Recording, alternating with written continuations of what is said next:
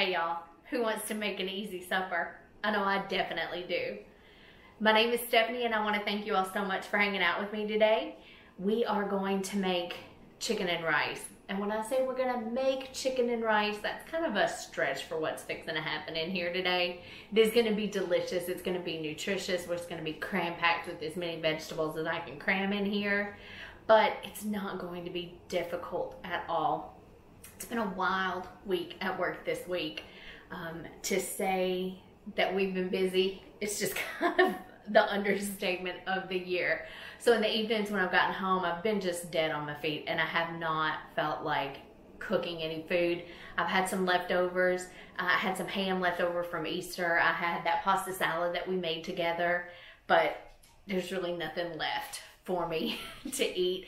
I did make that jambalaya the other day and I do have some of that in the freezer. I could thaw that out, but I've eaten on that for a couple of days. It's time to give that a rest.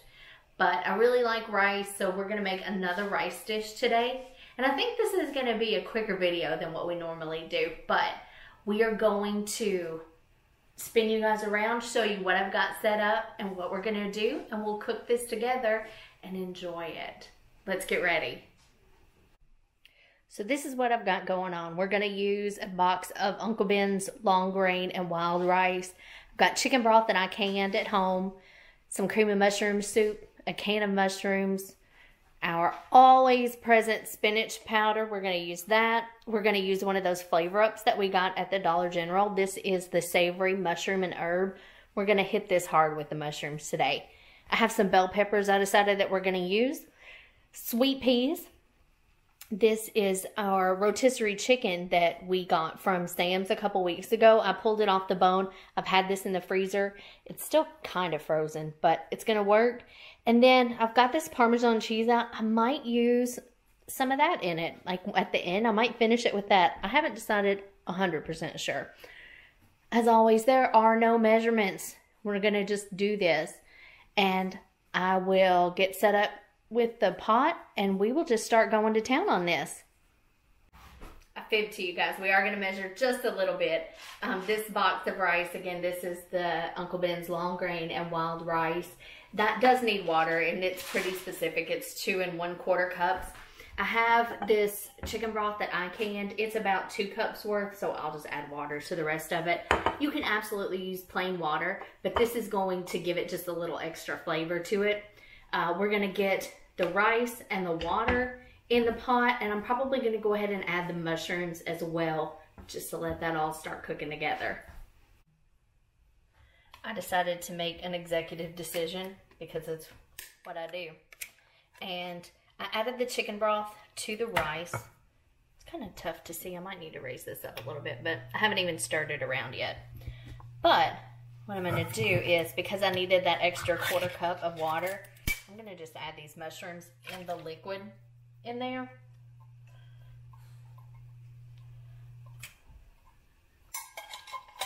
And that's going to just make up the extra bit of our liquid.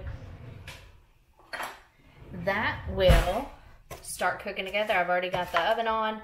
We'll start getting this. It's got a boil and then I think I cover it. Once it comes up to a boil, I am going to go ahead and add in our spinach. And I forgot about our peppers. Let's go ahead and add those in too because these do need to rehydrate. So let's go ahead and add, I don't know,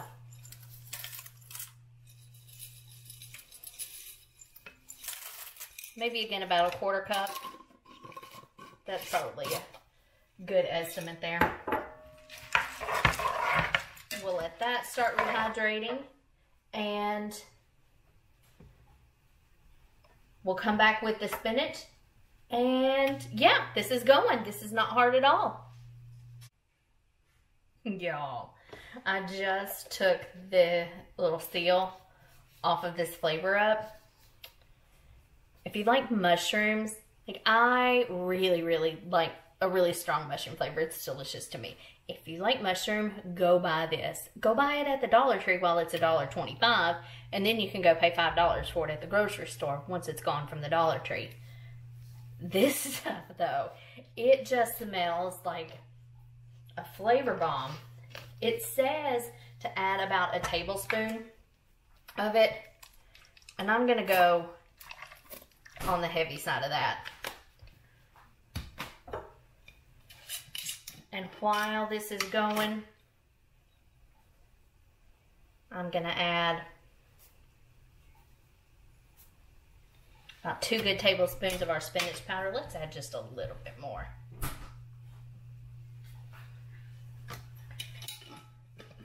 And again, I thought I'd just give that time to rehydrate a little bit. Those are so tiny flakes, it doesn't take that any time to cook into your food.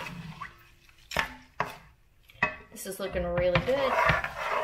Because we use the broth in here, let me get you guys up where you can see inside that pot. Because we use the broth, it's looking like a broth in here, not just water in your vegetables.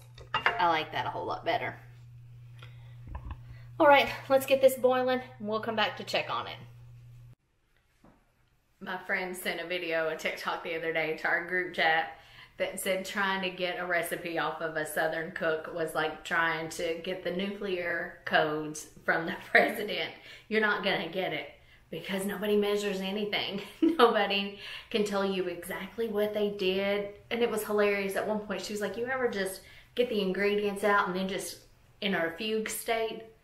And when you come to, it's ready. She's like, that's what it's like trying to cook if you're from the South. And I think that's very true because yeah, we don't measure. When I first started cooking, that was really hard for me to figure out. I was like, I just need measurements.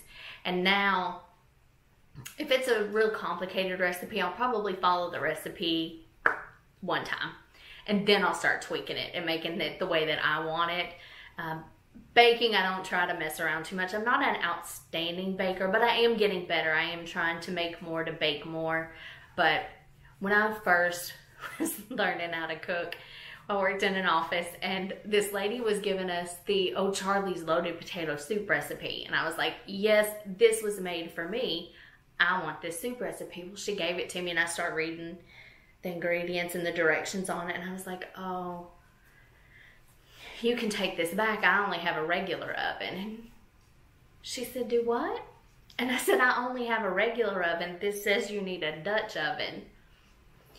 My poor sweet nanny, my grandmother, she looked at me. She said, you did not say that out loud to those people. And I was like, well, yeah, I sure did.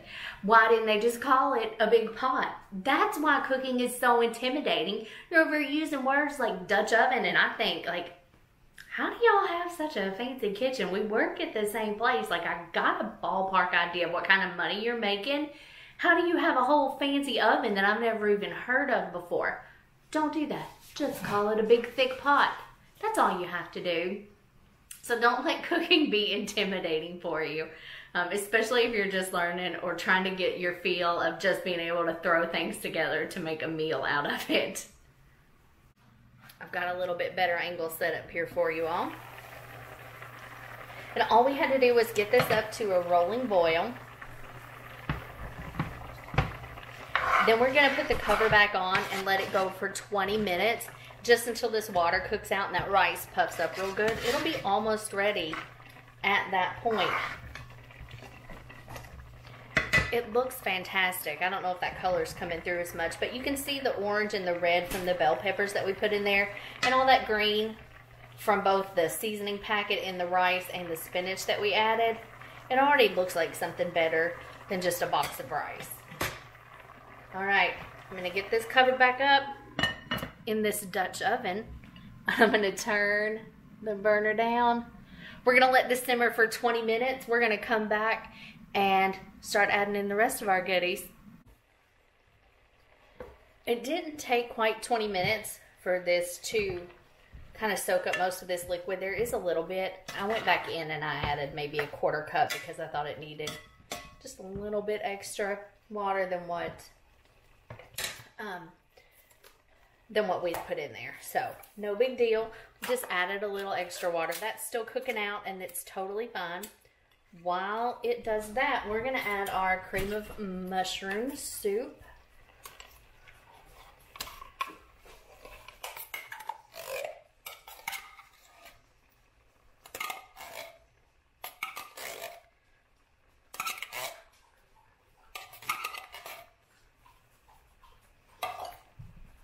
stir that in.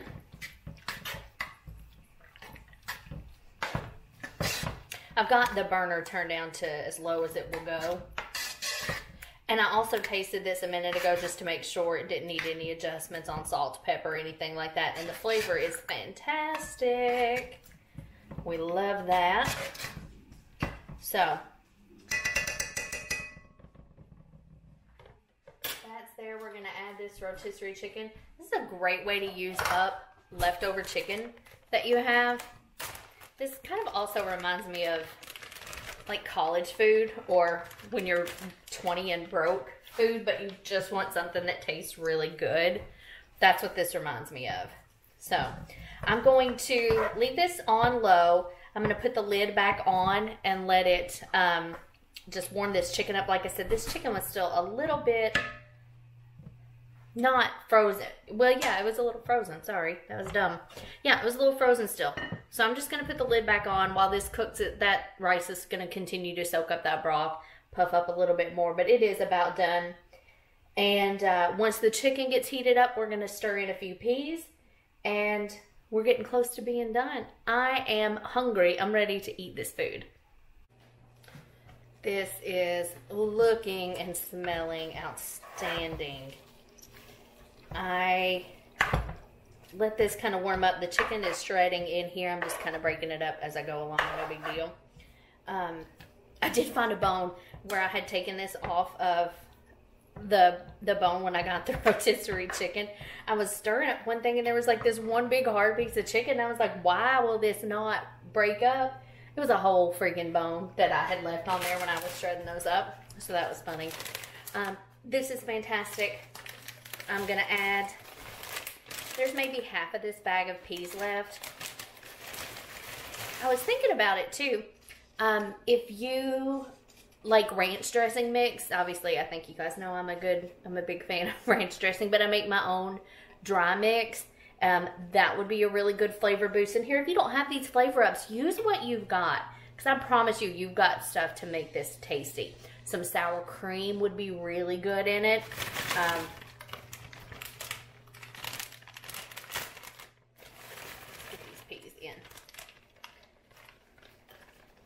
The peas are really the last bit of cooking that we have to do here. As soon as these peas are cooked, this is going to be ready to go.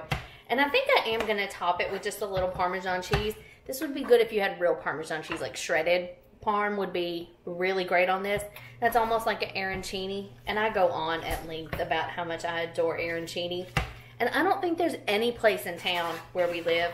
We have a ton of restaurants in this town. I don't know of any place in this town that even serves arancini. It's a crying shame. I'm planning a trip to Disney, which is hilarious, but I'm planning a trip to Disney with a friend, and I'm looking at restaurants that have arancini. That's literally how I'm planning this getaway. It's not going to be until well into like October. So I've planned this trip multiple times, and a hurricane always comes. I would not be surprised if something happens on this trip. Other vegetables, if you wanted to put some other vegetables in here, use whatever you like. Green beans would be good. If you had a bag of like frozen mixed vegetables, throw those in a little bit earlier than I put these peas in. That would be fantastic. Also, we were talking about it at work today, a can of Veg-All. Throw that in here. It's going to be delicious. I added the spinach and the bell peppers, the mushrooms, these peas. So I feel like it is pretty well packed with veggies, but it could always have more.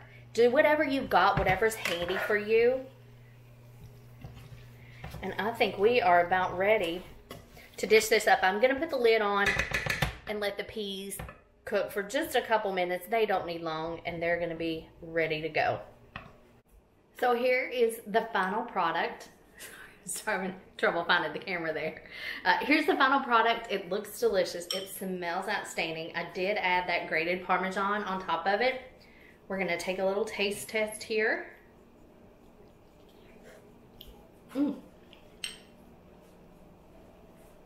That's perfect. That is a great, easy middle of the week meal. I also was thinking about if you had just a bag of shredded carrots, or if you weren't opposed to shredding a couple carrots, that would be really good in there.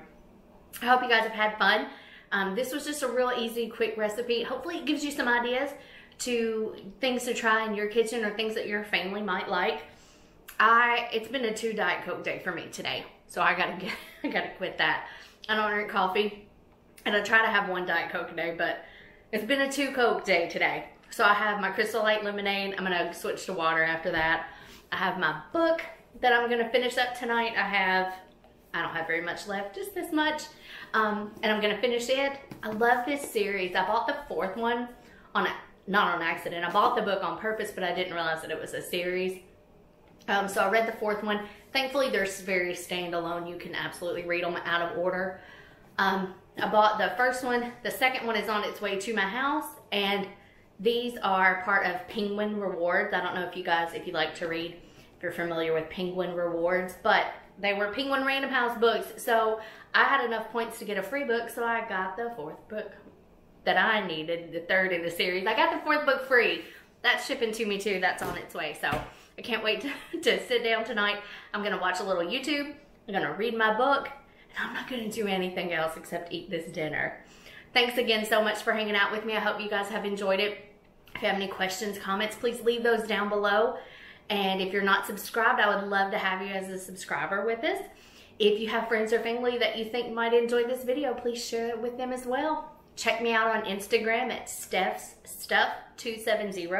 That's STEPHSSTUFF 270 on Instagram. Have a great night, you guys.